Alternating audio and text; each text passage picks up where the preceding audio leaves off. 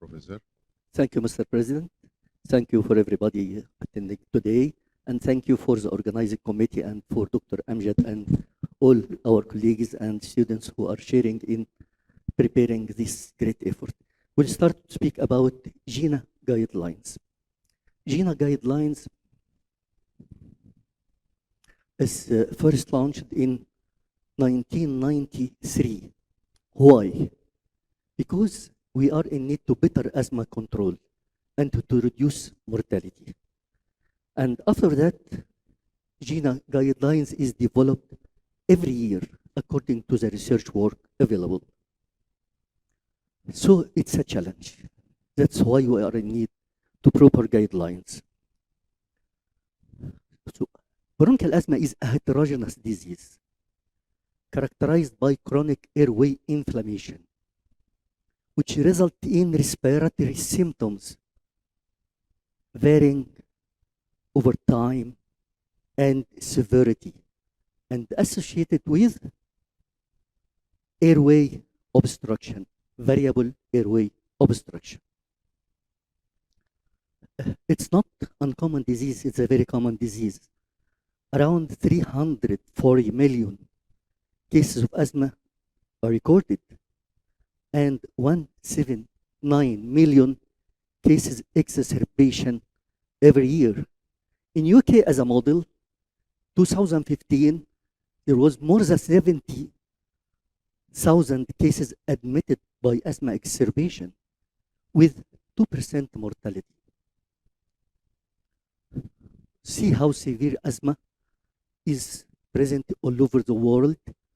The most prevalent area is North and South America and Australia.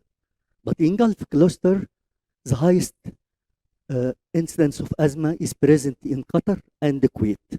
And in Bahrain, it's around 11% of the population have asthma.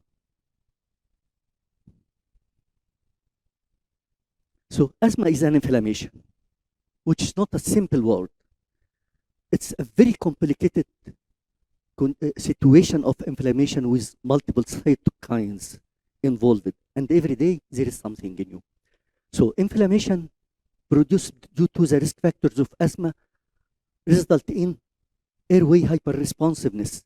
So the airways of asthmatic people are responding aggressively, not like normal people, to do bronchospasm and to show the asthma manifestations.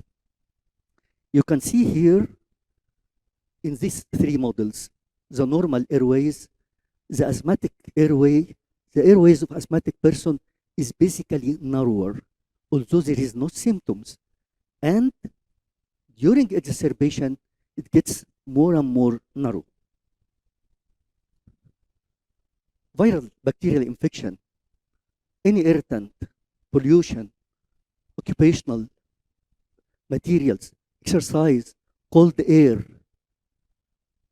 anxiety, depression, all of these or some of them can produce asthma exacerbation. This is the trigger for asthma.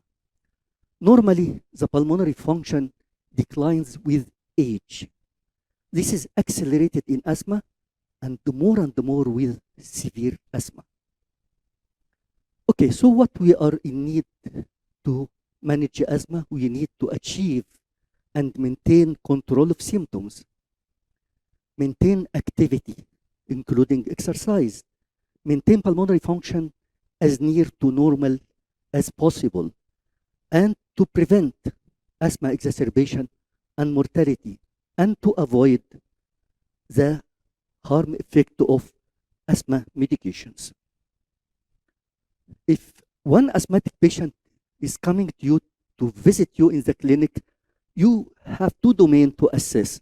Number one, the clinical assessment according to symptoms and the risk factors that lead to poor outcome of asthma control. Don't forget to check comorbidities, which may affect the quality of life and the symptoms of asthma, like rhinosinusitis, GERD, obstructive sleep apnea, obesity, depression, and anxiety. So if you are going to the symptoms, see where we are from control, 4 items we should talk about. Symptoms, more than twice per week. Use of rescue medication, more than twice per week. Nocturnal symptoms, activity limitation. All of these will control the asthma. 1 or 2, partially controlled. More than 2, this asthma is uncontrolled. Go down to check the second thing about poor asthma control, the risk of poor asthma control, pulmonary function.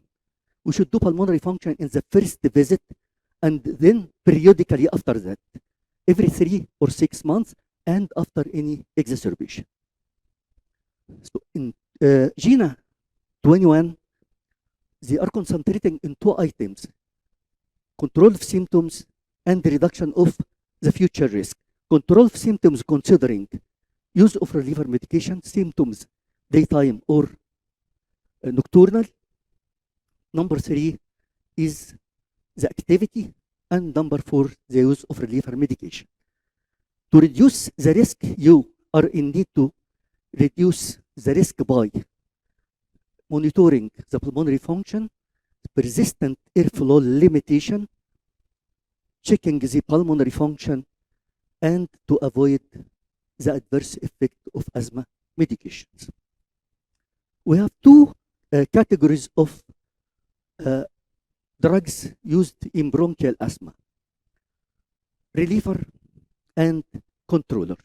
Reliever medication is used as a rescue medication, and all they are rapid acting beta agonist, whether long or short, and short acting anticholinergics, short acting theophylline, which is now out of the guidelines, adrenaline in the top indication. For the controllers, are anti-inflammatory or long-acting bronchodilators, whether beta agonist or LAMA. For the anti-inflammatory, corticosteroids, antileukotrienes, and the biologic medications. So the main treatment is inhaled ICS. Other medication should be considered as add-on. What is the situation? The situation that the patients are using the short-acting beta agonist but not using the controller. This blue column, in different types of and different severity of asthma, the people are using short-acting beta agonist. The result will be here, red and green. The patient who are in need to emergency treatment, whether urgent visit to GP or emergency department or hospitalization, is much less in those using controllers, any controller. But unfortunately, the people are not using controllers. The incidence of hospitalization and using oral or systemic corticosteroids is directly proportionate to the number of canisters used by the patient per year. So, why GINA guidelines are speaking about using steroid very early and in the mildest form of asthma, not to just to give a short-acting beta agonist as per need. Look at here. Asthma is a variable disease. There is some flare-ups and there is exacerbation. The flare-ups, the patient will need to use rescue medication. And with this peak up of the exacerbation, there is also peak down for pulmonary function due to the green one. There is peak up of inflammation. So if we are leaving inflammation to reach this peak, we are obliged to use systemic steroids.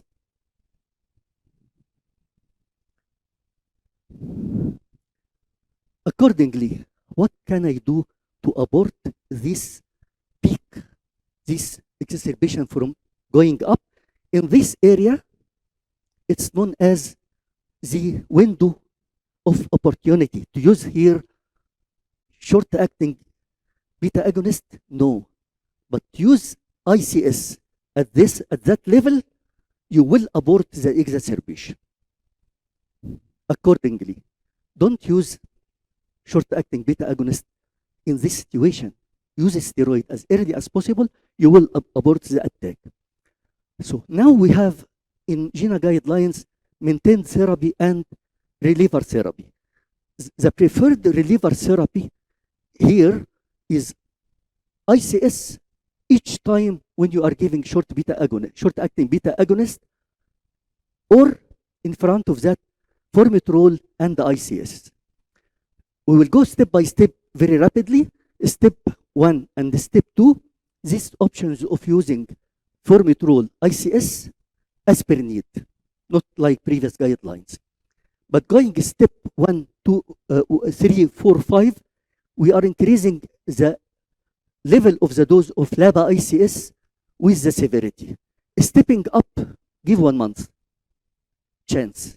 Stepping down, you need 3 months of completely controlled condition in order to think that you are going for a step down. There is other options for treatment can be given.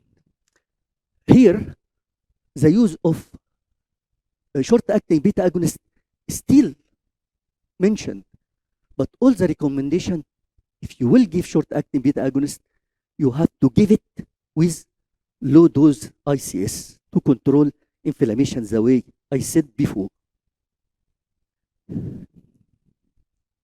So we have two tracks, either to go in the MART way, maintained and reliever therapy using inhaler containing formoterol, long-acting beta agonist, but rapid-acting like short-acting beta agonist. Okay, with steroid, ICS. Or you will give ICS, LABA, with using short-acting beta agonist, but what's recommended is to give with it low-dose ICS. Now we are coming to, here we are increasing, as I said before, the dose of LABA ICS whenever the control is less. Coming to the biologic therapy. This is a new challenge. By the way, we have in biologic therapy, what's available in Bahrain is, there are 4 medications. First off is omalizumab. This is working on IgE by disarming the basophil and the mast cells. So when allergen is coming, no way to bridge. Other medications are working, MIPO and bernalizumab, working on IL-5. The first by monoclonal effect, and the second by receptor R alpha blockage. And the last one is working against IL-4. The subject is just starting in this zone. Omalizumab is 20 years now, approved for 2002, and no risk effect. The other, we do not know the future.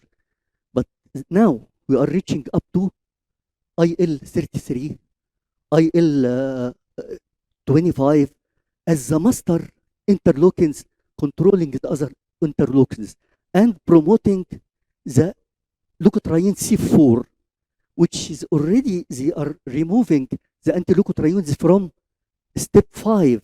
It will appear again that it's needed in step 5. Why GINA guidelines change it? Because there is overuse of short-acting beta agonist, and nobody knows the risk. The awareness of asthma control is sometimes misestimated by, sorry to say, some of the doctors and by the patient. And they are treating the condition as if it's an acute disease. In spite of the presence of these good medications, still there is asthma death. That's why GINA guidelines in the last 2 years insisted of the use of ICS very early. And this is the eye of Horus. Horus was a king, and they are considering him a god. And he is a symbol of power. His head is the logo of Egyptair. And his eye, they are using in the papyrus paper in any medical order. But we are still using it now in our prescription as the side R. Thank you so much.